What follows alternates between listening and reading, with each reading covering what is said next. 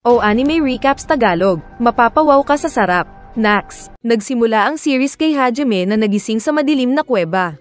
Naghahanap siya ng daan palabas nang makakita ng isang rabbit. Inatake ito ng isang monster wolf pero hinati lang ng rabbit na parang maasim na kamatis, at mabilis pa ang pagkilos nito sa pagpatay. Dahil napasigaw sa gulat ang bida ay napansin siya ng rabbit na pinagbalingan. Umatake ang rabbit pero biglang nagkagulo. Dahil may isa pang monster bear na dumating. Tumakbo ang natakot na rabbit gamit ang bilis, pero na Wolverine claw ito ni Totoro. Kaya natigok ang rabbit na agad ding kinain ng monster bear. Dahil Japanese ay maingay si Hajime kaya pinagbalingan siya ng lobo na tinapunan ng matalim na Wolverine claw. Kaya naputulan ng kamay ang bida na napa-atres. Kahit natatakot ay pinilit ni Hajime na gamitin ang earth power at gumagawa ng kuweba para makapagtago. Kasabay na hinaharangan ng butas na pilit sinisira ng malaking halimaw. Subalit dahil naubusan ng dugo si Hajime ay nawalan ito ng malay. Pero nag-like kasi siya kaya buhay pa at muling nagising. At nakakita ng maliwanag na kristal. Naalala niya na grupo silang nagpunta ng dungeon exploration at mabilis lang nilang natalo ang dungeon boss. At may healer din silang si Kaori na type siya. Nakakita sila ng malaking kristal na nagandahan si Kaori.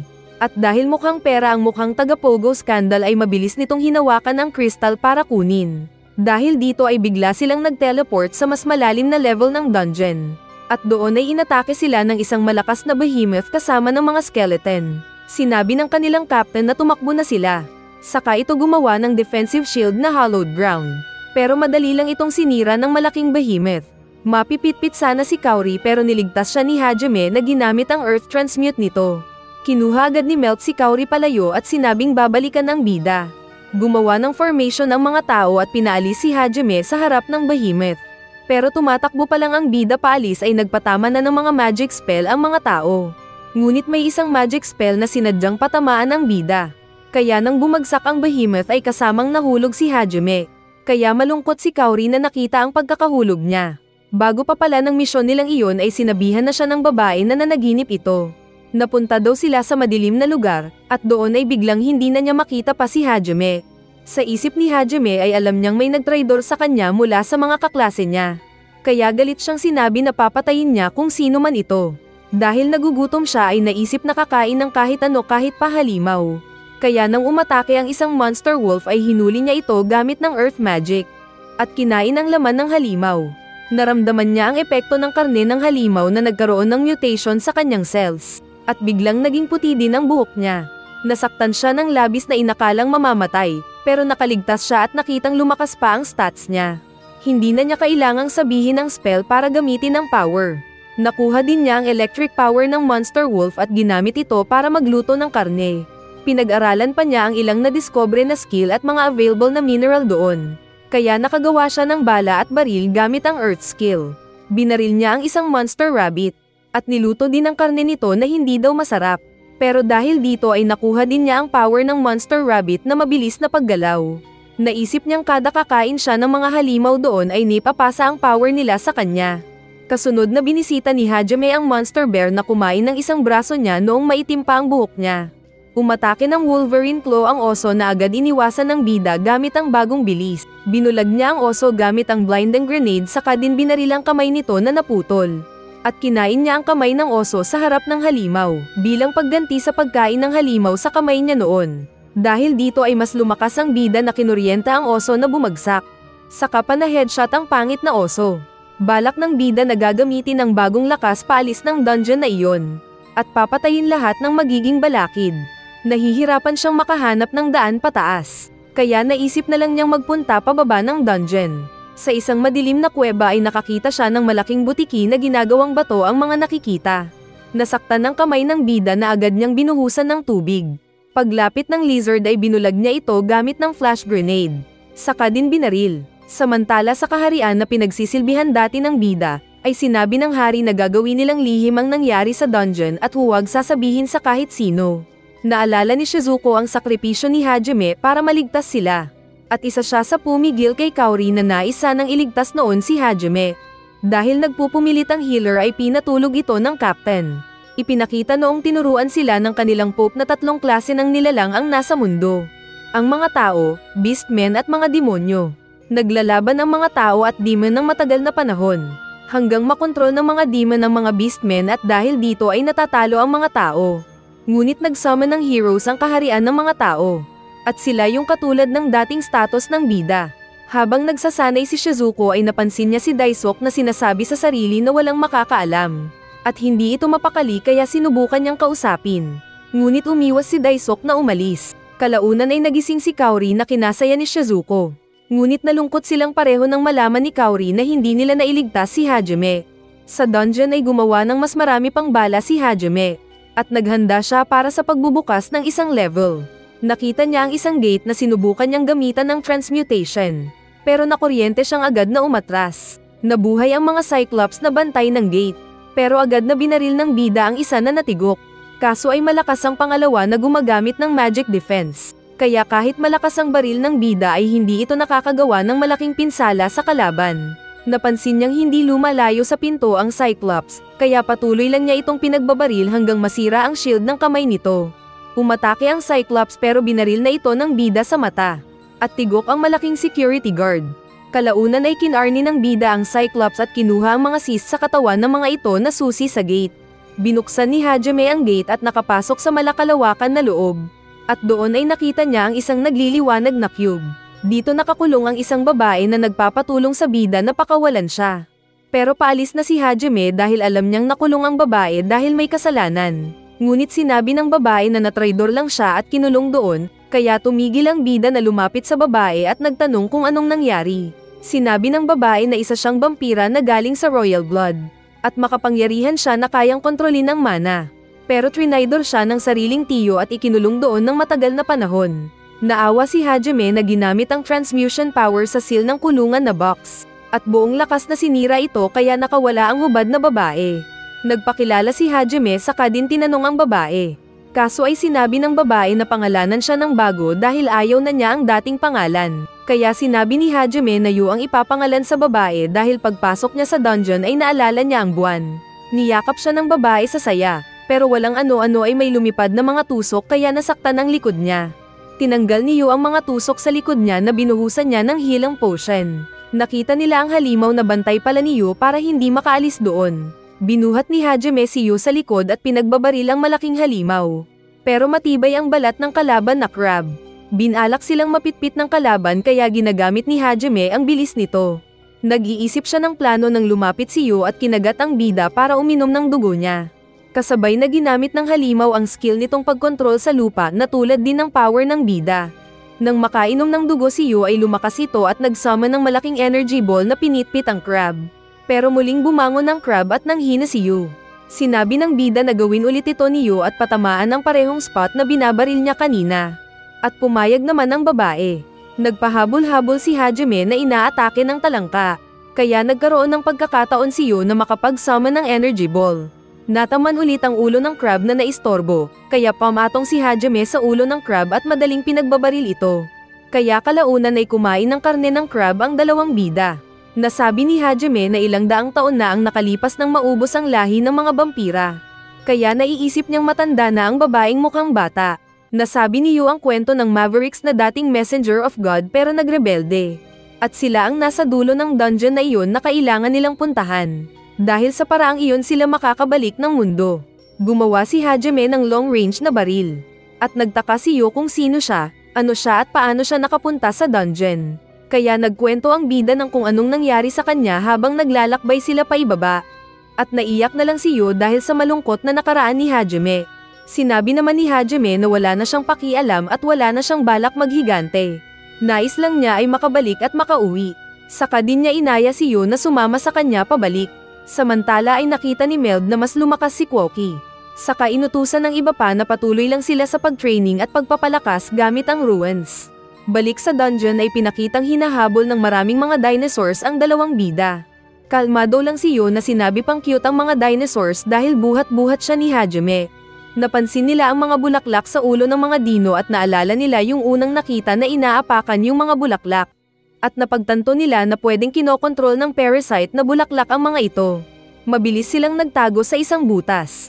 At doon ay maraming beses na kinagat-kagat ni Yu ang leeg ni Hajime at uminom ng juice. Kaya nagreklamo ang lalaki na tumigil muna ito dahil hindi naman napapagod.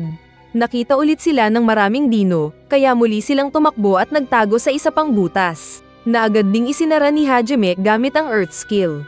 Sinabi niyang maglakad na muna si Yo, na ginawa naman ng babae. Wala daw maramdamang panganib sa paligid ang bida. Pero nang makita nila ang mga lumulutang na pollens ay agad din siyang gumawa ng shield na gawa sa lupa at pinalibutan sila. Kaso ay biglang sinabi ni Yo na tumakbo si Hajime, at pinatamaan siya nito ng kapangyarihan. Tinubuan ng bulaklak ang ulo ni Yo. At umilag-ilag ang bida sa pagpapatama ni Yo ng energy ball sa bida. Nahagip ni Hajime ang mga lumulutang na pollen kaya nasaktan siyang napatigil. Saka din lumabas ang may-ari ng kapangyarihang bulaklak sa likod ni Yo. Hinawakan nito si Yo na unti-unting lumalapit kay Hajime. Muling pinatamaan ng walang kontrol sa sarili na Yo ang bida, kaya ito nasaktan. Muling nasagi ng pollen ang bida na tinubuan ng bulaklak sa ulo. Kaya tumatawang lumapit ang kalaban na pangit. Pero muling namatay ang bulaklak dahil na-immune na si Hajime dahil sa pagkain ng maraming mga halimaw. Ginamit muli ng kalaban ang power ni Yo na sinaktan si Hajime. Kaya sinabi ni Yo na huwag na siyang isipin ng bida at bumaril.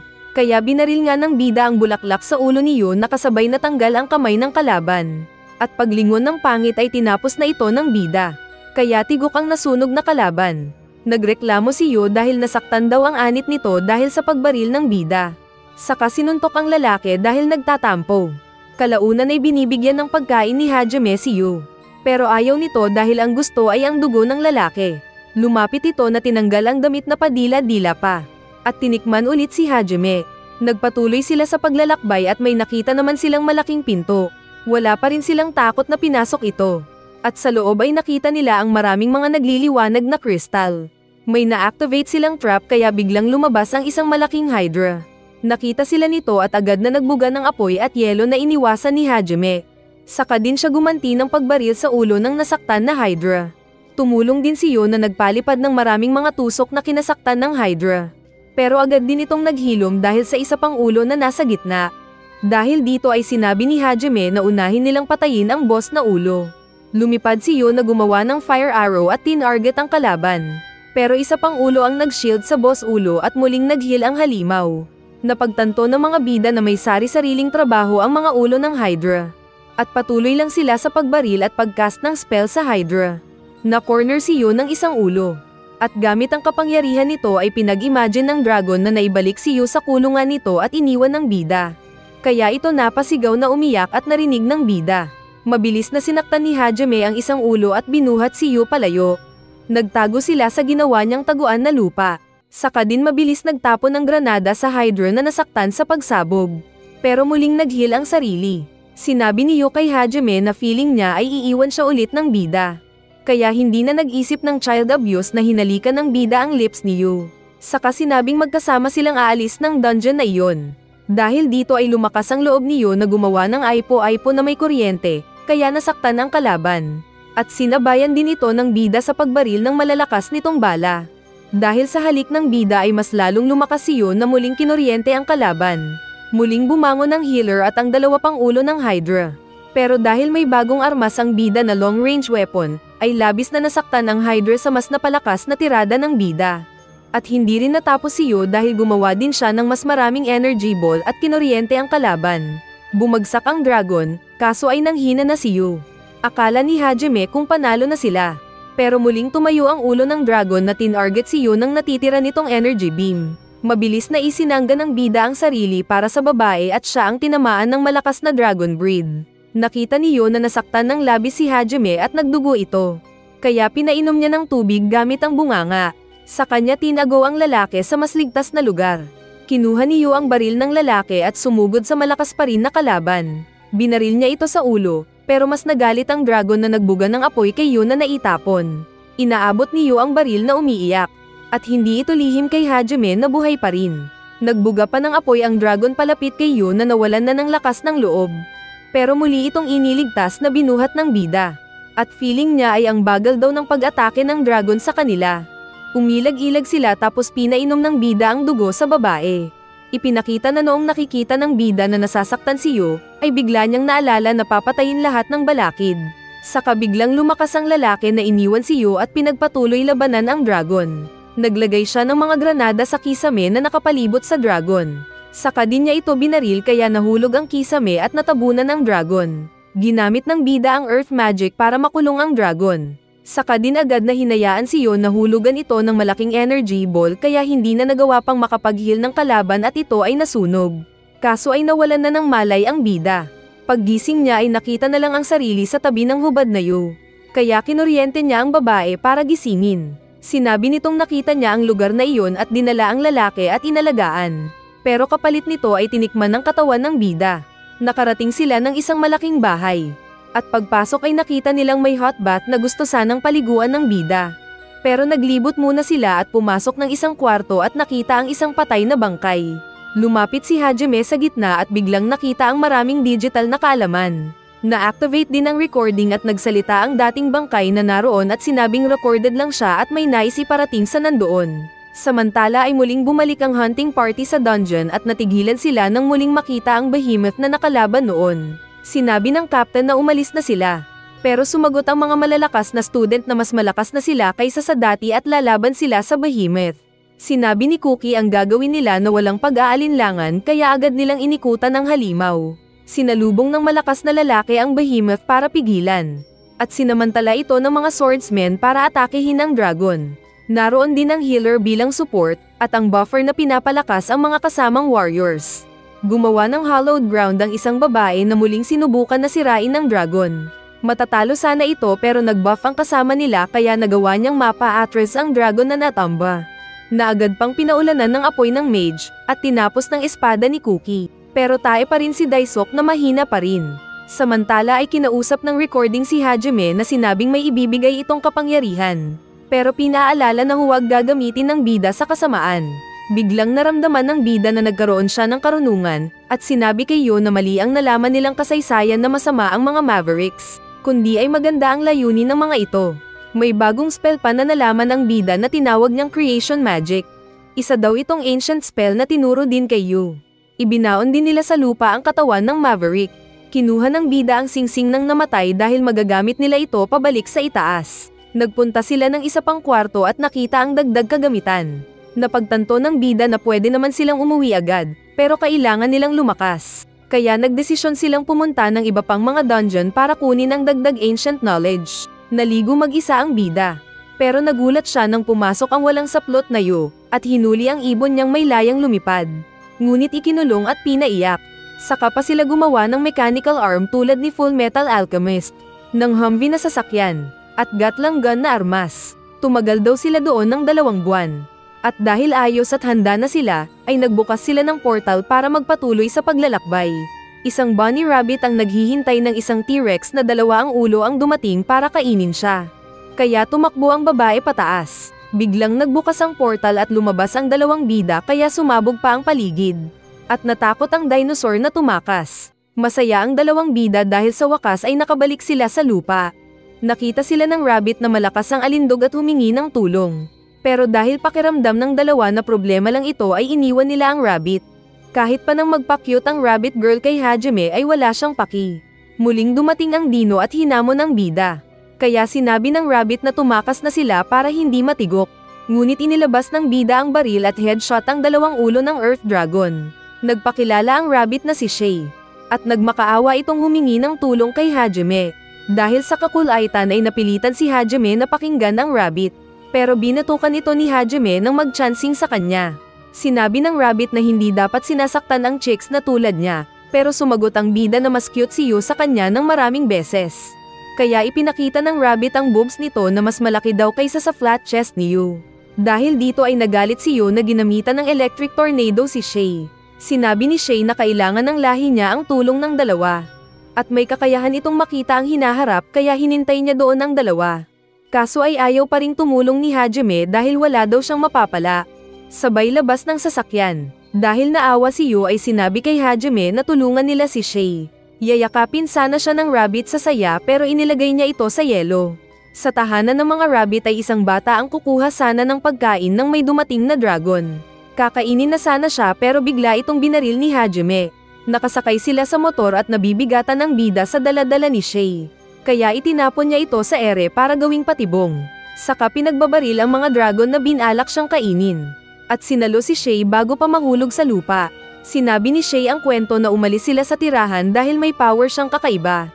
Nakamatayan ng kapalit kaya tumakas sila kasama ng pamilya.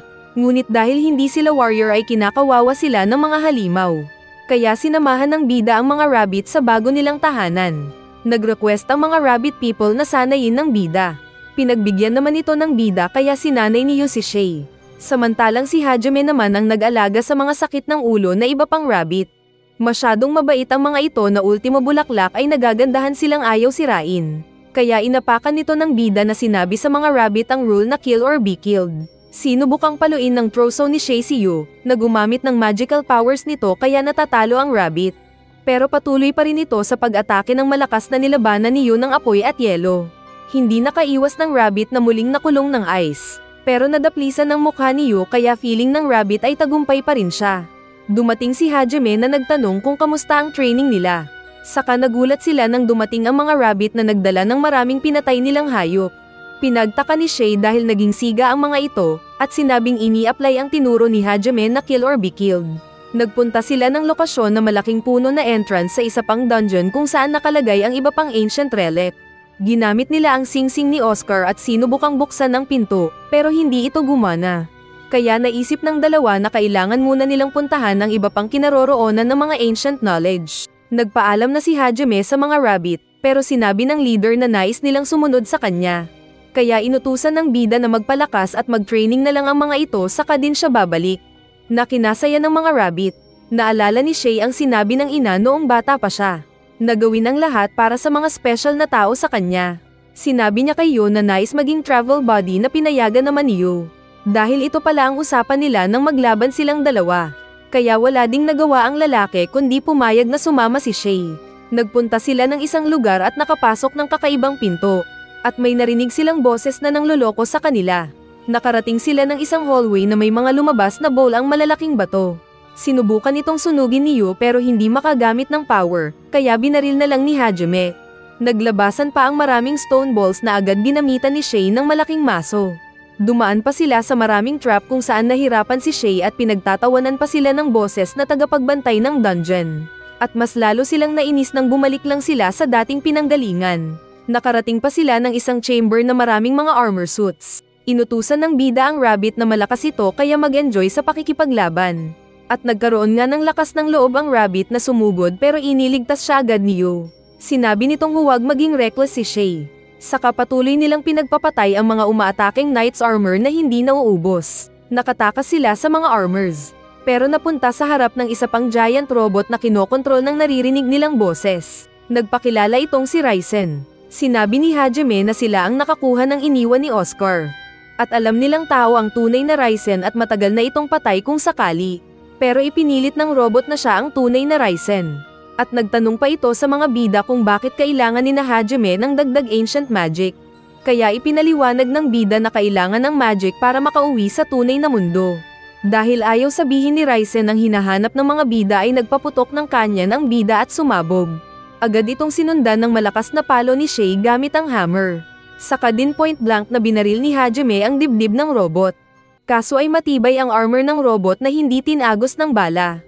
Naghulog ng maraming mga bato ang kalaban mula sa kisame na napredict ni Shay. Kaya inutusan ni Hajime ang dalawa na humawak sa kanya. At nagpatalon-talon sila palayo. Inakala ni Ryzen na patay na ang mga bida na sinabing mahina sila kapag hindi siya matalo. Pero nagsalita si Hajime sa likod niya na buhay pa. Kaso ay decoy lang pala ito para maatake siya ni Yu sa likod. Itinumba ni Hajime ang malaking robot at agad itong hinawakan ni Yu gamit ang ice power. Kaya nang hindi makagalaw ang kalaban ay ginamitan ito ni Hajime ng malaking drill. Patawa-tawa pa si Ryzen na sinabing kulang ang lakas ni Hajime. Pero dumating si Shay gamit ang malaking maso at minaso ang malaking pako. Kaya nasira ang core ni Ryzen. Binati ni Yu si Shay dahil sa ginawang trabaho, kaya naging masaya ito. Hindi pa sila tapos nang magsalita ulit si Ryzen na sinabing ginamit ang huling energy para may sabihin. Bago ito mamatay ay sinabing mag-ingat ang mga bida dahil hindi nila maiiwasan na kakalabanin ang mga gods dahil sa kanilang mithiin. Saka din umalis ang liwanag nito. Pero pagdating nila ng final room ay nagulat ulit ang mga bida dahil buhay pa rin si Ryzen na nangloloko na biro lang na namatay siya. Kaya inutusan ni Yu si Shay na masuhin ito sa ulo. Ibinigay niya ang ancient spell sa mga bida at isinuko rin ang singsing nito. Pero alam ni Hajime na marami pa itong tinatago, kaya binuhat ng bida si Raizen at hinulag ang maraming kayamanang nakatago. Kalaunan ay hinila ni Raizen ng isang tali na sinabing good luck sa mga bida. Kaya nahigop sila ng tubig pababa. Saka nagulat pa si Shay na nawalan ng hangin, nang magalit ang isang taong isda na kamukha mo dahil lang tinitignan niya. Ligtas na nakalabas ng labyrinth sina Hajime at Yu. Pero nakita nilang lumutang ang bubita sa tubig. Agad itong kinuha ni Hajime at nag-mouth-to-mouth na kinaselos ni Yu. Pero ayos lang pala si Shay na sinubasab ang lips ng lalaki. Nahirapan pang umalis ni Hajime dahil sa lakas ng rabbit. Pero muli niya itong tinapon sa tubig. Kalaunan ay nagpunta sila ng isang inn. At sinabi nila sa nagbabantay na kukuha ng 2 kwarto. Nagtalo sila Yu at Shay kung sino ang kasama ni Hajime sa isang kwarto. At malakas na sinabi ni Shay na siya ang kasama ni Hajime dahil nais niyang kunin ng lalaki ang kanyang virginity. Narinig ito ng mga taong naroon na napatahimik. At dahil napahiya ang bida ay naglabas ito ng baril. Kinausap ng isang guildmaster sina Hajime, Yu at Shay dahil narinig nitong malalakas sila. Sinabi ni Chang ang nawawalang grupo ng mga adventurers na posibleng may nakalaban na mas malakas sa kanila. Ayaw sana ng bida dahil busy ito. Pero pumayag din kapalit ng paggamit sa impluensya ng guildmaster sa hinaharap. Sumakay sila sa motor at nasabi ng bida na kailangan niyang maging demanding para makuha ang nais. At patungo daw sila sa isang lugar kung saan may kanin na gusto niya ulit matikman. Samantala ay nag-uusap ang ilang mga dating kaklase at dating teacher ni Hajime sa isang resto. Sinabi ng may-ari sa kanila na naubos na ang kanilang spices para sa resto dahil sa paglabas ng mga halimaw sa daanan ng mga merchant na nagbebenta nito. Naibalita din nito ang pagdating ng mga bisita na mercenaries na binayaran ng guildmaster para hanapin ang mga nawawalang high-rank adventurers. Dumating ang mga bida at malakas ang bunganga ng mga babae na sinisigaw ang pangalan ni Hajime. Kaya narinig ito ng guro at mabilis na sinilip ang bida. Tinawag niya ito sa pangalan at hindi naiwasan ni Hajime na mas ambat ang pangalan ng guro. Sinubukan pa niyang magkunwari na iba siyang tao. Pero huli na ang lahat dahil kilala siya ng guro at muling nagtanong kung kamusta na siya. Pero hindi pinapansin ng bida ang guro na nakaupo lang sa tabi. Hanggang magalit si Aiko na sinabing kailangan malaman niya ang nangyari sa bida. Nagtanong pa ang guro kung sino ang 2 babae na kasama ng bida. At sinabi ng 2 na pag-aari sila ni Hajime. Sinabi kasi ni Shay ni kinuha ni Hajime ang first kiss niya, kaya pinaliwanag ni Hajime ang pagkakaiba ng kiss at mouth-to-mouth resuscitation. Seryosong nagtanong si Aiko kung anong ginawa ni Hajime nang mahulog sa bangin, kung bakit naging puti ang buhok, at kung bakit naputol ang kamay at nawala ang isang mata. Kaya sumagot si Hajime na nagtrabaho siya ng husto hanggang mahulog ang mata at kamay. Naiinis ang isang nakikinig na Templar Knight at pinuntahan ang mesa nila. Saka sinabihan ng bida na maging magalang sa mga seniors nito. Pero minaliit kasi niya ang taong rabbit na kaharap ni Hajime. Nilait din nito si Yu na tinawag na uod. At bubunot sana ng espada kaya binaril siya ni Hajime sa braso. Naalala tuloy ni Yuka ang nakaraan noong niligtas siya ni Hajime sa dungeon. Nasabi ng mga kaklase nito na naging mukhang wild daw si Hajime. Pagkatapos kumain ni Hajime ay formal niyang sinabi sa mga dating kakilala na kalimutan na nilang nagkita silang muli. At huwag siyang gagalitin ulit dahil tigok sila kung magkagayon man. Sinabi ni Hajime kay Shay na ganun kasama ang pag-uugali ng mundo na iyon. Nalungkot si Shay at natatakot sa iniisip ng mga tao tungkol sa tenga niya. Kaya sinabi ni Yu na cute ang tenga niya. Saka pinabisto din na gustong-gusto itong hinahawakan ni Hajime kapag natutulog siya.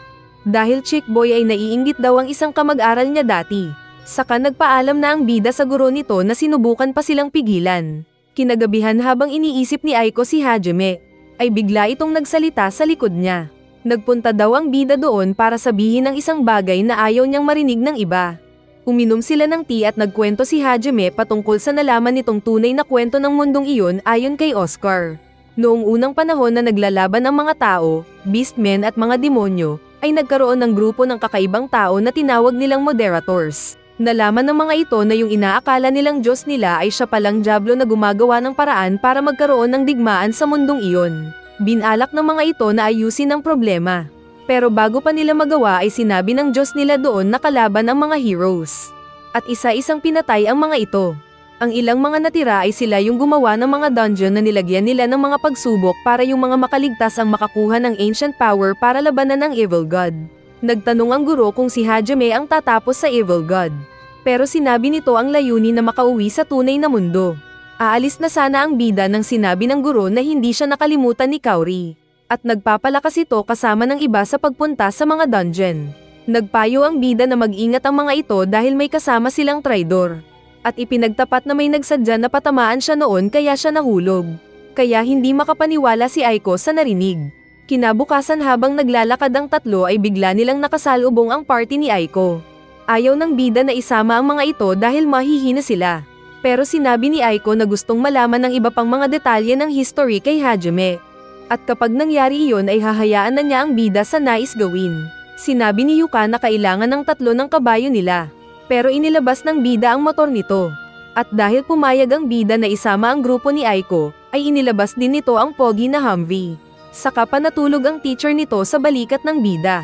Pagdating sa kakahuyan ay nagpalipad ng mga kakaibang drones ang bida. Nakikita ng bida ang natatanaw ng drones niya. At nakita niya ang isang lugar na may bakas ng laban. Nagpunta sila sa lugar at nakakita ng mga footprints ng malaking nilalang. Sa kanila ito sinundan patungo sa tuktok bundok. Sa isang talon ay nakaramdam ang bida ng presensya ng isang tao. Kaya pinahati niya kay Yo ang waterfalls na kina-amaze ng mga extra. Nagpunta sila ng loob at nakita ang natutulog na tao. Pinitik ito ni Hajime at nagtanong kung ito ang hinahanap nilang tao. At sinabi ni Will na siya nga. Nakwento nito na na-corner sila ng mga halimaw nang biglang dumating ang isang black dragon at pinatay ang mga kasama niya. Kaya feeling ni Will ay hindi siya karapat-dapat na mabuhay samantalang namatay yung iba. Ngunit hinawakan siya ng bida at sinabing ang mabuting gawin para bigyang galang ang mga kasamang namatay ay magpatuloy na mabuhay. Habang naglalakad sila pabalik ay nagkahangin ng malakas. At tinuro ni Will ang dumating na Black Dragon kaya nakaiwas agad ang bida dala ang client. Nakita nila ang malaking dragon na lumipad sa ere. Inutusan niya ang mga kasama na tumakbo samantalang mabilis na naglabas ng armor shield. Ginamit niya ito pang sangga sa kulay purple na buga ng dragon at naisip na malakas ang kalaban. Narinig niya ang tinig ni Yuka na sinabing tutulong sa paghawak ng shield. Naglabas ng pangbatok sa ulo ng dragon si Yu kaya nahulog ang dragon. Saka pa ito pinukpok ni Shay gamit ang malaking maso. Kaso ay buhay pa ang dragon na sinubukang gumanti pero nakailag ang dalawa. Binalak pang mangmaso ng rabbit pero pinalo ng buntot. Nagbuga ng apoy ang dragon patungo kay Will na target nito. Kaya inutusan ng bida si Yu na iligtas ang client gamit ang ice shield. Sinubukang tumulong ni Yuka at ng isang lalaki. Pero baliwala ang armas nila kaya sinabi ni Hajime na magtago sila sa shield ni Yu. Nagpunta nga ang mga extra kay Yu para sa proteksyon. Nainis si Hajime dahil si Will ang gusto ng dragon at binabaliwala siya. Kaya inilabas niya ang long-range na baril at sinalubong ang apoy ng dragon. Nahulog ang nasaktan na dragon saka mabilis na sinaktan ng bida. At tinapunan pa ito ng granada. Kaya nakuha ni Hajime ang atensyon ng dragon na sinubukan pang umatake pero pinagbabaril pa niya ito. Nanlambot ang dragon na bumagsak pero sinipa pa ito ng bida pataas. At muling bumagsak sa lupa kaya agad binalak ng bida na maturukan ng injection. Kaso ay ayaw ng dragon ng vaccine kaya muling tumayo. Pero tinawag ng bida si Shay na 2 beses na minaso ng malakas ang ulo ng dragon. Kaya ito tuluyang napitpit sa lupa. Sinabi ni Hajime na tusukin daw ng dragon sa puwet nito at tiyak nagigising. Kaya kumuha siya ng malaking matulis na bakal at ibinaon sa puwet ng dragon. At nagulat sila nang biglang tumili ang dragon na nasaktan ang puwet. Nagmakaawa ang dragon na alisin ng bida ang nakatusok sa puwet. Pero mas lalong sinipa at pinasok ng bida ang bakal sa puwet ng dragon. Mula daw ito sa lahi ng mga Draconian pero hindi pwedeng mag-transform habang nakabaon ang bakal sa puwet nito. Na walang tigil na inilabas-masok ni Hajime sa kawawang lizard. Sinabi ng dragon na may nagmanipula lang sa kanya para gawin ang masamang bagay. Natutulog daw siya sa isang bundok sa anyong dragon, nang may lumapit na sorcerer at ginamitan siya ng spell para kontrolin. Nagalit si Will sa sinabi ng dragon dahil sa pagkamatay ng mga adventurers na kasama. At sinabing nagsisinungaling lang ito. Pero sinabi ni Yo na nagsasabi ito ng totoo lalo na at isa itong dragon. Sinabi ng dragon na tatanggapin ang parusa na ibibigay ng mga tao sa kanya. Pero bigyan muna siya ng pagkakataon para makaganti sa tao na ng control sa kanya. Ayaw sana ni Hajime na susuntukin na ulit ang nakatusok na dildo ng dragon. Ngunit inawat siya ni Yo na sinabing hindi ang dragon ang kalaban, kundi ay yung ng control sa dragon. Hiniling ng dragon na tanggalin na ang tusok sa puwet dahil kung magiging chicks siya ay siguradong makakakita sila ng hindi magandang view. Kaya tinanggal nga ng bida ang bakal at tinapon palayo. At napasigaw pa ang dragon na nag-transform sa pagiging babae, na sinabing na unvirgin yung puwet niya dahil sa walang awa na Hajime. Nagpakilala ang dragon na si Tio. At sinabi pa nitong may mga halimaw na aatake sa kanilang bayan.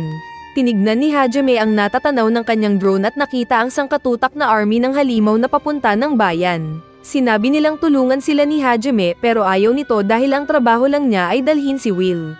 Aalis na sana ang tatlo dala si Will pero sinabi ni Tio na kinuha na ni Hajime ang dangal niya. Dahil dito ay naiinis ang bida na iniwan si Will at hinila ang masuchista na Tio. Kalaunan ay kinumbinsi ni Aiko si Hajime na tulungan ng mga tao doon. Sinabi ni Aiko na priority niya na pangalagaan ang mga estudyante. Pero sa paraan na ayaw niyang mawalan ng values si Hajime kung maging makasarili lang ito. Dahil sa narinig ay nagpa siya ang bida na tulungan ng mga tao sa bayan dahil lamang kay Aiko. Kaya gumawa siya ng harang at tinulungan ng mga tao na mag-evacuate. Bawat isa sa bayan ay nagtulungan para sa depensa. Pagsapit ng gabi nang hinahanda ni Hajime ang armas ay nilapitan siya ni Yuka at nagpasalamat ito dahil sa pagligtas sa kanya sa labyrinth noon. At sinabi ni Hajime na huwag siyang mamatay sa laban na iyon para hindi sayang. Pag-alis ni Yuka ay sumunod naman si Tio na pinalabas ng bida. Nag-request ito na kapag matapos ang laban na iyon ay sumama ito sa journey nila. Pero ayaw ng bida dahil ayaw niya ng may kaliskis dragon. Dumating ang army ng maraming mga halimaw kaya inisip ng bida na bigyang lakas ang mga tao doon. Nag-speech siya sa harap ng mga tao at sinabing isang goddess na nagkatawang tao ang tutulong sa kanila. Ito si Aiko na inutusan siyang patayin ang mga dumarating na mga halimaw. Kaya tuloy na mula si Aiko na alam namang hindi ito totoo. Binaril ni Hajime ang isang dragon na tigok agad. Saka din ginamit ang machine gun na pinagra-rat-rat ang mga kalaban. At sinabayan pa siya ng pagkanya ni Shay. Nagpalabas din ng dragon power si Tio na masayang-masaya sa singsing na bigay ng bida. Kaya maraming natigok na monster. Hindi rin nagpahuli si Yo na naghulog din ng ball ang apoy na parang nuclear. Patuloy ang pag-atake ng mga bida sa sangkatutak ng mga kalaban gamit ang armas. Hanggang naubos ang lakas ni Tio at nasira ang singsing saka ito nakatulog. Nanghihina na rin daw si Yo pero gumawa pa rin ng energy na mukhang dragon na ginapang ang mga kalaban. Tinawag ni Hajime si Shay at sumakay sila ng motor. Saka pinaliwanag ng bida na patayin nila ang nangkokontrol sa mga na-brainwash na monster at tiyak na tatakbo ang mga ito. Saka din sila sabay na umatake ng baril at maso sa mga mahinang kalaban. Madami pang pinagbabaril ang bida na kalaban. Saka pa nagtapon ng mga granada. Pinagmamaso naman ni Shay ang mga gorilya nang atakehin siya ng isang lobo. Kaya binasag niya ang ulo ng matapang na lobo. Tumakbo ang mga halimaw at nahanap ng dalawa ang mastermind na nakasakay ng lobo. Binalak pang pumalag ng lobo nang makita ang rabbit pero binaril ito ni Hajime. Saka din nila hinila si Yak Itoshi at ihinarap kay Aiko. Sinabi nito na nakahanap siya ng isang demon at nakita ng demonyo ang potensyal ni Yak Itoshi. Kaya nakipagkasundo ito na bibigyan ng sangkatutak na halimaw kapalit na patayin niya si Aiko. Dahil daw ito ang tinuturing na goddess of plenty sa bayan na iyon. Imbes na magalit ay inintindi ni Aiko si Yak Itoshi na sinabing magsimula ulit.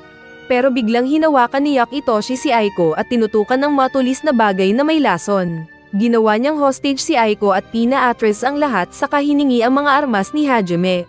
Biglang tumalon si Shay para sana iligtas ang guro, pero natusok ang guro. Saka din binaril ng bida ang baliw.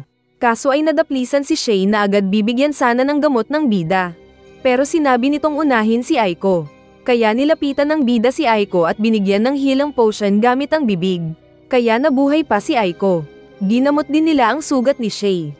Nakita ni Aiko na namamatay na si Yak Itoshi kaya hiniling nito kay Hajime na gamutin din. Pero nagtanong muna ang bida kung kalaban ba niya si Yak Itoshi.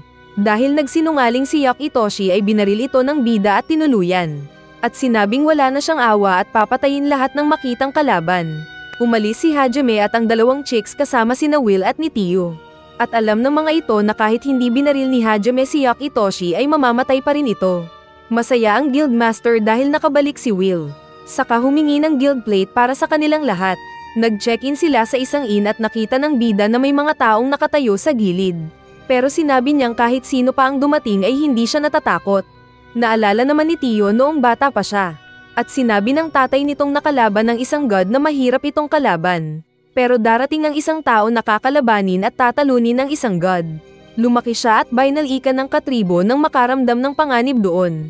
Hanggang matusok na nga ng bida ang puwet niya ng bakal at nanapanaginipan niya. Ginigising pala siya ni Yu gamit ang pagpalo sa puwet. Lumabas naman sina Shay at Hajime dahil pinanggako ng lalaki na kapag nilakasan nito sa laban ay lilibutan nila ang bayan. Nagpunta sila ng isang aquarium at habang naglilibot si Shay, ay kinausap niya ang mukha ng tao na nakalagay sa goldfish. Naikwento ni Hajime kung anong nangyari sa kanya sa dungeon kaya naiyak ang taong isda sa kwento niya. Lumapit si Shay na inaya na siyang umalis, pero napatanong sila kung paano nakulong doon ang mukhang ulo na isda. At nasabi nitong naglalakbay siya nang biglang matangay ng underwater current at naibuga sa itaas. Ito pala yung isda na nasalubong nila noon sa dungeon ni Raizen. Kaya tinulungan nila itong makalabas at makabalik ng ilog. Nagpasalamat ang mukhang isda, saka din binalaan na mag-ingat sila dahil maraming slave traders doon na parang pogo. Habang naglalakad ang dalawa ay naramdaman ni Hajime ang presensya ng isang nanghihina na nasa ilalim ng lupa. Kaya pinuntahan nila ito at nakita ng dalawa ang isang batang merfolk. Dinala nila ito sa ligtas na lugar at nagpakilala ang bata na si Mew. Pinaliguan nila saka din pinakain. Nang sinabi ni Hajime na dadalhin nila si Mew sa mga pulis ay naiyak ang bata na ayaw siyang umalis. Pero iniwan pa rin nila si Mew kahit na umiyak ito. Pagkalayo nila ay biglang sumabog ang police station. Kaya agad na bumalik ang dalawa. Nakita nila ang bangkay ng mga pulis, saka din nakita ang sulat sa pader na sinabing papatayin si Mew kapag hindi nila sinuko si Shay. Kaya sinabi ni Hajime na kalaban niya ang mga iyon. Habang umiinom ng tea sina Yu at Tio ay biglang nasira ang pader at bagsak ang isang lalaki. Saka lumabas sina Shay at Hajime. Sinabi ni Hajime ang tungkol kay Mew na hinahanap nila. Kaya nagpresenta sina Yu at Tio na tumulong. Naghihintay pa rin ang mga sindikato sa mga kasama nila. Hindi lang nila alam na binubugbog na pala at inuubos na ito ng mga bida. Kaya nagkakagulo ang syudad. Pinasabog ni Tio at Shay ang dalawang sakit ng lipunan. Sasaktan sana ng mafia leader si Mew para umiyak at panoorin ng mga tao. Pero dumating na si Hajime na agad inapakan ng mafia at binaril sa ulo. Saka din mabilis na pinalaya si Mew na niyakap siya. Sa isang iglap ay nagpunta sila ng himpapawid gamit ang skill ni Hajime. Saka ipinakita ng bida ang pagsabog ng bahay ng mga sindikato. Nakita din nila ang ginawang dragon energy ni Yu sa himpapawid. Na mabilis ding sinira ang malawak na parte ng bayan dahil puno ito ng kasamaan. Dinala ni Hajime si Mew sa mga chicks. Kaya nakyutan si Yu kay Mew. Dahil dito ay sinabi niyang gusto niya ng baby kay Hajime. Na tinularan naman ng dalawa pa. At mas lalong hindi mapakali ang bida nang sinubukan siyang tawagin na papa ni Mew. Kaya sinabi niyang kuya na lang dahil bata pa siya. Nagpunta sila ng isa pang outpost at doon niya naalala ang mga dating kasama sa hunting party noon. 4 na buwan lang ang nakalipas pero feeling niya ay ilang taon na ang nakalipas. Nagpunta sila sa guildmaster na kalbo at binigay ang sulat ni Chang. At napahanga ito sa ginawa ng mga bida sa report na pagpatay sa 60k demon. At pagsira sa network ng Pogo Hub na kasangkot sa human at beast trafficking. Naistorbo sila nang dumating ang isang adventurer na sinabing may demon sa labyrinth. Ito si Kosuke na hindi daw kilala ng guildmaster pero namukan si Hajime. Nagtaka ito kung paano nabuhay ang bida pero naisip niyang naging malakas ito para makalabas ng dungeon. Kaya tinawag niya ito sa dungeon para iligtas ang mga kasama dahil mamamatay daw silang lahat doon. Ipinakita nang pumasok sila doon at feeling ni Shizuko ay dapat na silang umalis dahil may panganib. At hindi pa nila nahahanap ang kanilang captain. Nakakita sila ng bakas ng uhog sa lupa at inakalang dugo ng halimaw. Saka biglang lumabas ang isang demon na babae na inaya pa silang sumama sa dark side. Pero kahit kailan ay hindi daw papayag ang mga heroes. Dahil dito ay inutusan ng demon ang mga monsters na umatake. At sinalakay ng hindi nakikita na halimaw sina Shizuko at Suzu. Kaya agad nagcast ng healing spell si Kaori at nakita ang halimaw na invisible. Dahil dito ay nakalaban ang mga warriors na ginamit ang kani-kanilang pag-atake. Kaso ay malakas ang mga halimaw na gumanti at nasaktan ang mga adventurers. Naging isang malaking umiilaw na snapang turtle ang halimaw at nagbuga ng apoy. Nasinangga naman ng power ni Suzu. Inutusan ni Shizuko si Daisok na protektahan ng iba. Saka ito umatake sa mga halimaw ng espada nito. At sinuportahan din siya ni Cookie na inislice ang halimaw. Kaso ay may kakayahan ng demon na lunasan ang mga ito kaya naisip ng mga adventurers na dehado sila dahil malakas ang kalaban. Inutusan ni Shizuko si Kosuke na hanapin ang captain para magpatulong. Kaya nag-invisible nga ito at umalis. Dahil kain ng kain si Mew ay nagalit si Kosuke. At dahil napaiyak ang batang Shokoy ay nagalit din si Hajime na sinabing huwag tatakutin ang anak. Kaya nainis tuloy sila kay Kosuke. Sa dungeon ay patuloy ang pangdedemonyo ni Katleya sa mga heroes na mag-change side na sila. Pero umatake si Cookie ng isa pa nitong special attack at nahati ang mga halimaw. Nagcast ng petrifying spell si Katleya kaya agad nilang tinawag si Suzu. Gumawa ng protective shield ang babae kaya ligtas sila sa pag-atake ng demon. Pero gumawa ang demon ng Shadow Cat mula sa likod ni Suzu. At hindi nabantayan ng iba kaya madali lang natusok ang tiyan ng buffer na Suzu at bumagsak ito sa lupa. Kaya nahulog ang petrifying spell at nataman din si Suzu na naging bato ang paa. Natulungan naman ni Cookie ang iba kaya nakaligtas pa. Pero nanlumo na ang Night Warrior na kinailangan pang sampulin ni Shizuko para magising at sinabihang kailangan nilang tumakas. Samantala ay patuloy sa pagkwento si Kosuke na sinabing pinuntahan nito ang captain nila. Nagulat pa ito sa biglang pagpapakita niya at sinabi ang sitwasyon. Iniligtas din siya ng captain dahil may lumabas na halimaw sa likod na sinundan si Kosuke. At isang extra na kawal ang pinatay nito. Inutusan ni Meld ang bakla na umalis na, kaya dumaan nga ito sa portal at nakabalik. Samantala ay patuloy naman sa pagtakas ang mga adventurers na hinahabol ng isang demon cat. Pero tinalo din ito ng mga adventurers. Habang nag-uusap sila ay biglang nagpakita si Meld na nanghihina. Saka lumabas ang isang malaking halimaw sa likod niya at sinaksak ang likod ng captain. Kaya ito bagsak na dilat ang mata sa harap ng mga adventurers. Nagalit si Cookie na ginamit ang pampalakas kahit na overlimit na siya. Napatay niya ang mga halimaw na pusa gamit ang espada. Saka din mabilis na umatake at inislay si Katleya kahit nagtago ito sa mga bato. Tigok na sana ang demonita kung hindi lang tumigil si Cookie nang makita ang kwintas ng demo niya. Kaso ay demon talaga ito na hindi mapagkakatiwalaan na naglabas ng halimaw sa likod ng knight at tinapon ito. Sinabi ni Kosuke na tulungan ni Hajime ang mga kaibigan nito. Pero para kay Hajime ay stranger ang mga ito sa kanya kahit pareho silang taga-Earth. Nagmakaawa si Cookie na tulungan sila ng makasarili na bida. At naalala ni Hajime ang sinabi ng mga dating katropa nitong sina Aiko, Yuka at naalala din niya si Kaori. Saka din siya kinumbinsi ni Mew at ng mga kasamang chicks, kaya pumayag din itong tumulong. Sa dungeon ay naubusan na ng mana si Kaori kaya hindi na mahil ang mga nanghina na kasama. Tanging si Shizuko na lang ang natitirang lumalaban. Ngunit may lumabas na kapre, at sinuntok ang sumangga na samurai pero naitapon pa rin at nasaktan. Tinakbo siya ng nag-aalala na Kaori. At saktong nagising si Suzu na hawak ni Ryutaro at gumawa ulit ng protective shield nila. Pero dahil malakas ang mga halimaw ay nasira ulit ang shield. Wala nang lakas ang mga adventurers at mamamatay na sana sila. Pero biglang naging letsyon ang baka at kabayo. Saka nagsalita si Hajime na kinagulat ni Kaori. Ipinakita bago dumating ang mga bida na pabalik na sana sila sa mga adventurers kaso ay malayo pa ang daan. Kaya inilabas ni Hajime ang bar-ina nitong malaki at gumawa ng shortcut. Saka din sila agad tumalon pababa sa kinaroroonan ng mga adventurers. Hindi makapaniwala si Shizuko dahil buhay pa si Hajime. Kaya sinabi nitong relax lang ang samurai. Agad na sinalo ni Hajime si Yu, at ligtas din ang iba pa. Maliban lang kay Kosuke na nabukulan. Agad na inutusan ni Hajime ang mga kasama sa kanilang gagawin. Nag-alala si Kaori para sa bida. Pero sinabi ni Tio at Mew na malakas sila, at walang dapat ikatakot ang healer. Nainis si Katleya nang pinapaalis siya ni Hajime para hindi patayin. At nagpalabas ng mga halimaw pero hinilalang ng bida ang ulo ng patay nitong monster. Saka din pinagbabaril ang mga nagtatago sa dilim na namatay at kinagulat ng demon.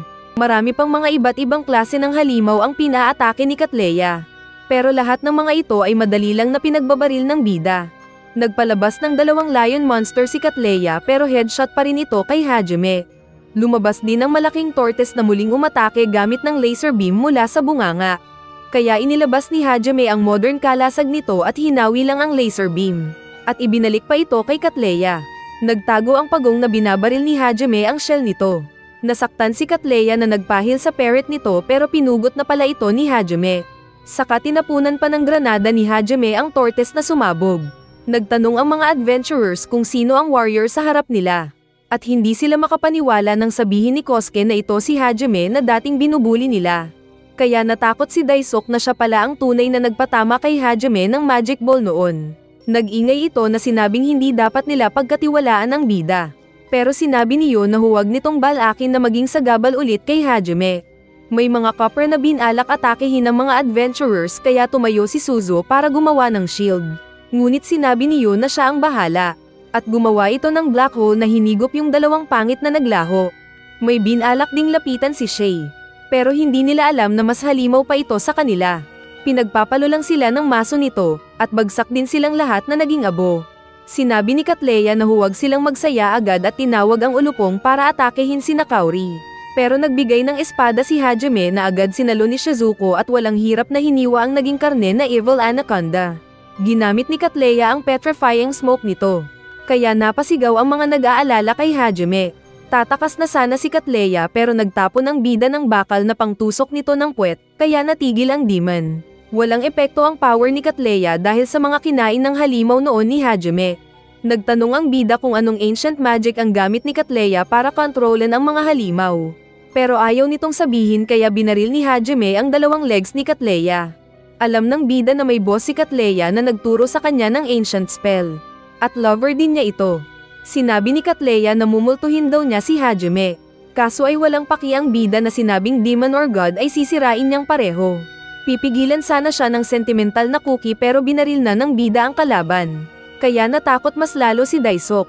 Binigyan ni Shay ng magic water si Meld kaya makakaligtas pa ito.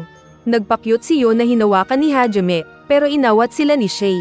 Lumapit si Kaori kay Hajime at naiyak dahil nakitang muli ang bida, saka ito niyakap.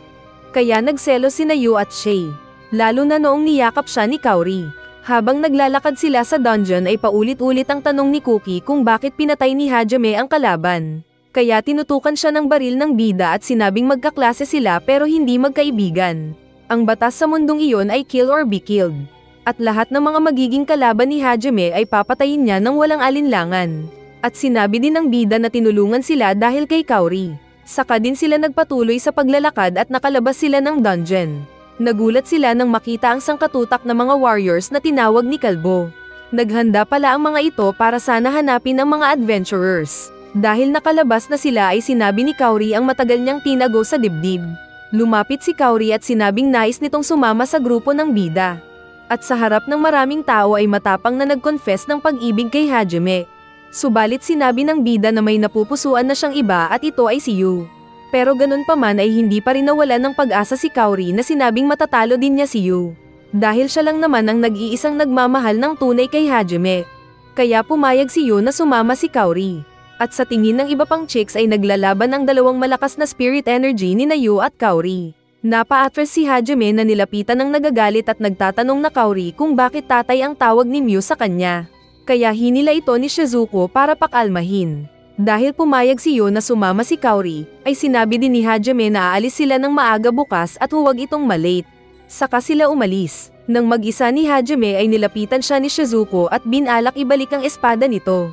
Pero ibinigay na ito ng bida at sinabing gawa sa pinakamatibay na metal. Nasa gilid lang pala sina Kaori at Yo at sinabi pa ni Yo na si Shizuko daw ang final boss na chicks ng bida. Kaya nagulat at nagtaka sina Shizuko at Hajime. Binalak kausapin ni Cookie si Kaori pero pinigilan siya ni Shizuko. Dahil matagal na pala nitong alam na gusto ni Kaori si Hajime. Saka din nagpaalam si Kaori sa mga kasama lalo na kay Shizuko. Inilabas ni Hajime ang SUV nito na kinamangha ni Meld.